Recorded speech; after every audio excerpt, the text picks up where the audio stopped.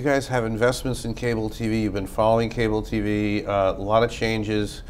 Cord cutters. You had great demand for broadband.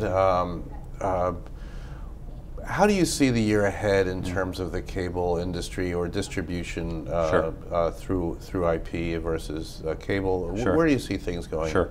Well, it's no surprise if you look at the earnings transcripts of all the major MVPDs who largely distribute cable and programming today to consumers. All the video subscribers have been in successive periods of decline for some time, and I believe, to your point, will continue to do so as a result of the fact that viewers are moving to a much more flexible, much more interactive, much more varied level of offering through online television, whether you call it connected TV, online television, IPTV, all kind of synonymous for the same thing, which is a consumer really arresting the control over how they view, when they view, what device they use. If you think about cable today, if you're a cable subscriber, a traditional cable subscriber, you pay, let's see, just for the video product alone, anywhere between $50 and $60 per month to access your video. Yet, if I live in New York and travel to Los Angeles and I try to authenticate, to watch television, in another city, even though I pay $50 to $60 a month, I can't access the programming. Well, in an IPTV, in an OTT world,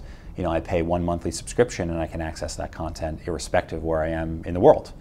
And that's a difference that I think that is beginning to resonate with consumers, such that for the cable companies, they will have to, and some have been more progressive and thoughtful than others, but these companies will have to think very deliberately on how they transition their video models. Largely today, they're reliant on the growth of broadband.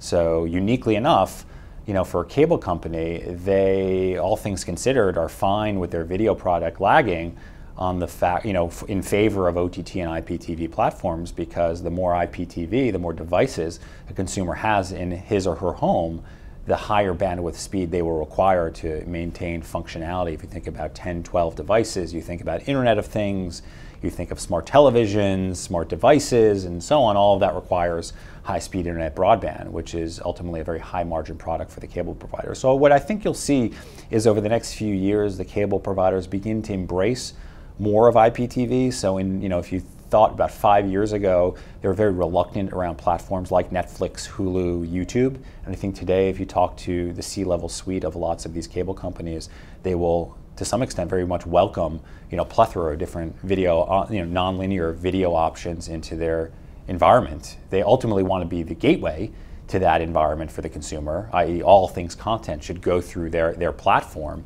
But I think what they'll find is that the more applications run through their gateway, through their platform, the more the customer will consume broadband, which is a much more profitable product for them.